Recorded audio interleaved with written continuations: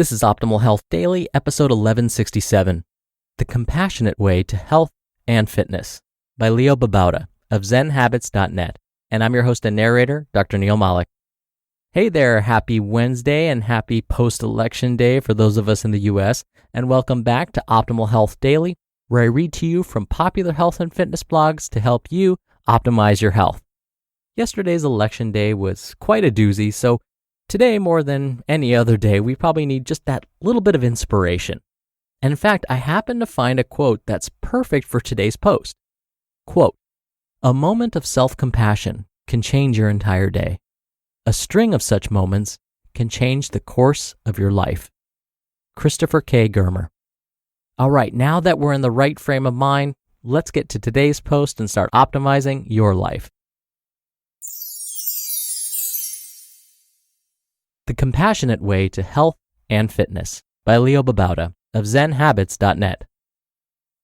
Lots of us would like a better body, an amazing workout habit, and a diet that celebrities would die for. Okay, maybe that's an exaggeration, but most of us definitely have an ideal when it comes to fitness. We want to be super healthy, and we strive for it. Maybe we strive and then fail and feel badly about it, but we strive. What would it be like to not strive for these fitness goals? What would it be like if we removed the striving and found compassion instead? The problem with striving. When we strive for a fitness ideal, which is usually what we do, there are a few fundamental problems to be aware of. 1. The ideal is one we will never meet. Even if we do great at our goal, it won't be what we pictured. For example, I ran several marathons and an ultramarathon because of ideals I had in my head and completed them. And they weren't at all what I pictured. They were still worthwhile, but not at all what my fantasy was. 2. You have a good likelihood of failing at some point, not meeting your ideal, and then feeling badly about yourself for failing. 3. You don't hit the ideal right away. Most ideals are several months, if not years in the future. So, for the first few days, first few weeks, you will just do the activity, but not hit any ideal. This is likely not fun. You might set ideals for each day, like go for a run today. But even then, you'll go for the run, and it won't be what you fantasized it would be. And 4, once you reach the goal you're striving for, you're not content. You just find another goal to strive for, and another, until you're dead, having never been satisfied. What we don't realize is that there's nothing to strive for. We're already in the perfect place, a moment that is filled with beauty and wonder, a life that is filled with untapped love and compassion, a goodness in ourselves underlying everything we do. We're already in the ideal moment, but we take it for granted and fantasize about something else instead. We can just stop striving. Just find joy in this present moment without needing the crutch of our fantasies. The Compassionate Way. So, if we stop striving for health and fitness ideals, does that mean we just lie on the couch, stuffing our faces with potato chips and slurping soda all day? Yuck, and no. What we can do is 1, realize joy in who we are, where we are, and our intricate connection to the wonderful people all around us, and find contentment right now. And 2, in that moment of joy and contentment, we can act out of love. What are some acts of love that we can do in this moment of joy and appreciation for what is right here in front of us? 1, appreciating the gift of our bodies, we take care of them. The bodies we have are incredible, wonders of nature, and we take them for granted. We abuse them by being sedentary, taking drugs, eating junk food, not taking care of them. Instead, an act of appreciation for our bodies is to care for them. Exercise, walk, eat well, floss, meditate. 2, appreciating the gift of life, we explore the outdoors. There is so much to notice and explore, to behold with absolute wonder, that it's a waste to be online or on our phones all day. Instead, it's an act of love to get outside and move our beautiful bodies. 3, appreciating the gift of food, we nourish our bodies.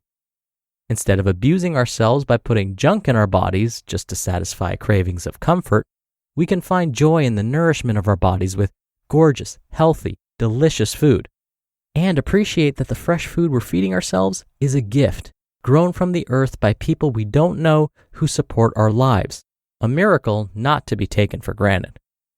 4. Appreciating this moment, we meditate. This moment is filled with brilliance, and yet we often ignore it. Instead, we can sit and meditate to practice paying full and loving attention. We can do yoga, moving while we meditate.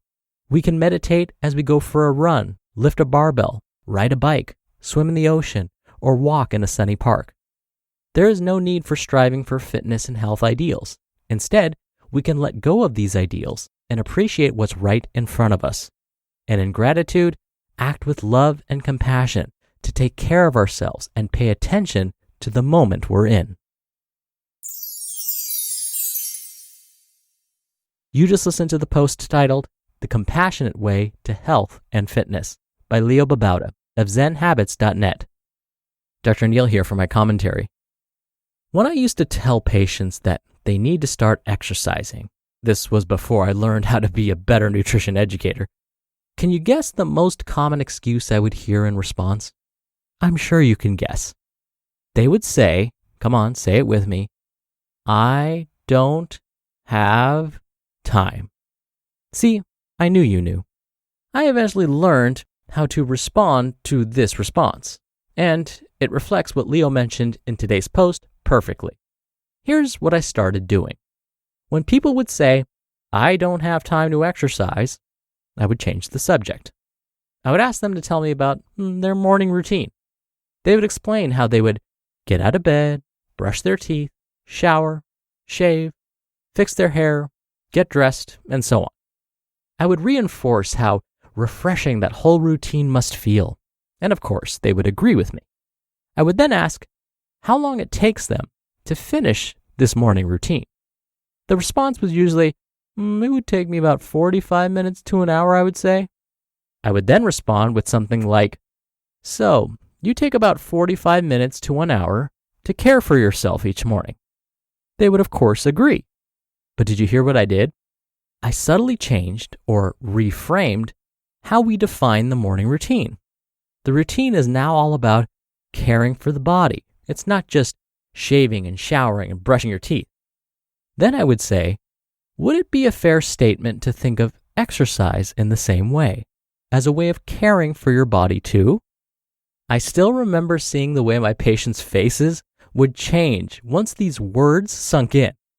When we reframe how we view exercise, when we think of it as a way of caring for the body, like bathing, suddenly it doesn't seem like such a chore. Suddenly, it's a way to show yourself some compassion for providing a better future for yourself, a future full of optimal health. All right, that'll do it for another edition of Optimal Health Daily. Thank you so much for listening. Thank you for sharing the show with someone, and I'll see you back here tomorrow where your optimal life awaits.